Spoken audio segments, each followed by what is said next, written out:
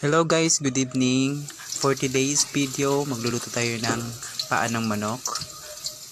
Tawagin ay Adidas. So, magluto tayo ng adobong Adidas ng paa ng manok guys.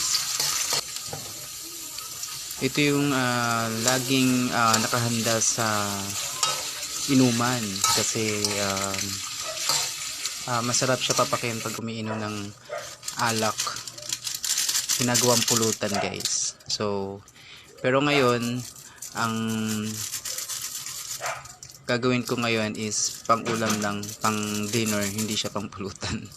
So, yan guys. Simple lang yung aking pagluluto pero masarap naman guys. Ayan. So, malapit na siya maluto kasi pinalambot ko na siya kanina. Ayan. So, lagyan natin ng Knorr cubes, chicken, then sugar para magpantay yung alat tsaka yung tamis niya. So magbabalance siya kaya magiging masarap ang ating Adidas na manok ng paa ng manok guys.